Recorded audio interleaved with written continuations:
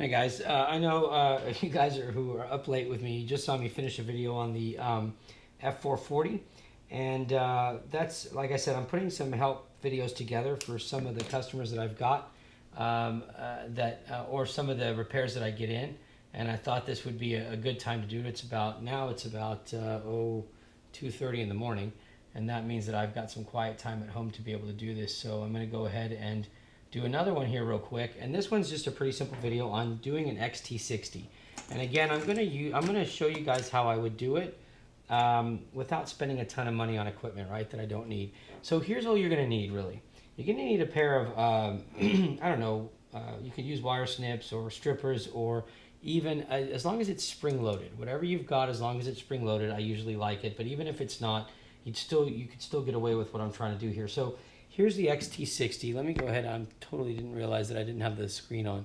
So here's the XT60, right? And we're going to go ahead and we are going to go get this XT60. If you can stop being so freaking blurry. All right, so there's our XT60. And I've just grabbed two small wires, assuming I'm going to do like I don't know, an F413 board or something really small. Doesn't have a huge LiPo going to it. So here's my wires. Here's my XT60. And I've got my heat shrink, which I need, right? And I've got this piece, which is going to be my holder right now, and I've got a rubber band. So between all this and a soldering iron and solder, you can do this yourself, okay? So here's what I would do to make it accurate. The first thing, the biggest thing that you need to do, is you need to make sure that you get a good grip on this piece, right? So what I usually do is I'll grip it, and then I will just wrap the rubber band around, and that's going to hold that in place. It's not going to grip it too tight that it's going to melt if it's under pressure.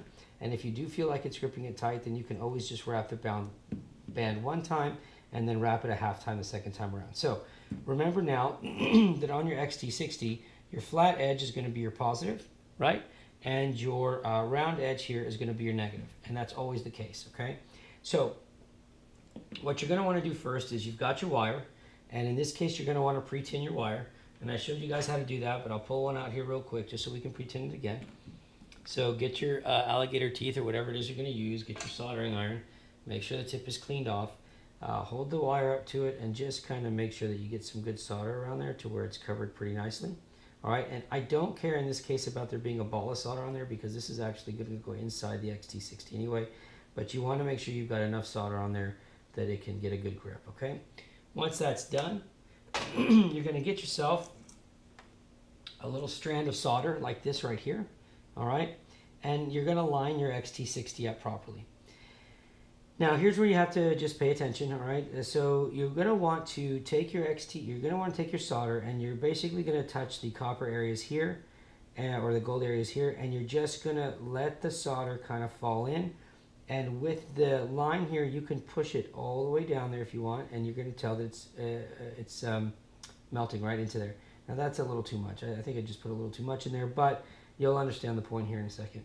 All right, so it's going to harden now, right? And that's usually they would say not to do that, but I'm not worried about it because we're going to be able to heat it back up. So we know the rounded side is ground, and so what we're going to do is we're going to go ahead and get this.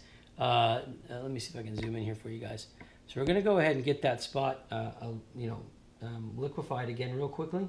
And we're not going to hold it for too long, but we're going to liquefy it real quick. And then while we do that, we're going to drop the wire in there. Now, this is why you didn't want to have too much excess, but I can whip most of that out of there and get rid of it, all right? But try to not put as much solder as I did on that one. I got a little too lazy on it. But anyways, so you're going to hold it there, and it's going to start getting pretty hot to hold, but you're going to see it automatically start taking shape there, and the next thing you know, it's already hardened and it's good to go. So this wire is done, and it's a matter of seconds to do it. Now I will not be so carefree with the solder on this side, so let me just go ahead and, actually let me just turn this because it's easier for me to get to it this way. So again, we're going to get started. Heat up the edge, get you some solder in the center of it. You probably use the rest of this, I think you'd be all right. But that's it, right there, that's enough right there, all right? And then let it relax a minute, and then you've got your pre-tin side that we did over here. So we're going to heat this up again, right? Get it right where it needs to be, and then just drop this down the center, and then hold it. And you're going to see the solder go from a nice silver to like a kind of a hardening color, you'll see here in just a second, Do not let it go until it gets too hot for you to hold, all right? Because if you let it go any sooner, it's probably not dry yet. And there you go. You have now done your own XT60. These are in extremely solid. They're not going anywhere. And then what you're going to do is, and I don't know if you've got this handy. Let me go grab one real quick. But you're going to take something like, what I would do is I usually take an aerosol can. Now, I don't blow onto the solder. You don't want to cool the solder, but I will cool the cable down a little bit, right? And the reason for that, you'll see in just a second. So I'm going to get an aerosol and just kind of cool it down, because what you have to do next is you have to get your, whatchamacallits here, your heat shrink. And you've got to get it down on there right now. I don't know where the red one went. That's not it. I had a red one here just a second ago. And, oh, here it is. Okay, so at this point, you are ready to go ahead and slide this on. And it's going to go into that groove right there. Now, this one's going to have a little bit of a problem because I put too much solder on it, so it's probably not going to go in too far. But either way, there's our heat shrinks, right? And now let me go get the heat gun up. And you're going to see this very quickly. And you can see now how easy it is to get this done properly. So here goes.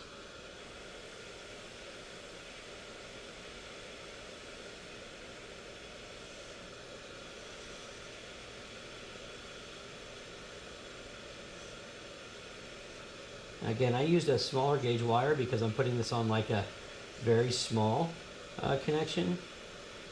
But that should pretty much give you what you need.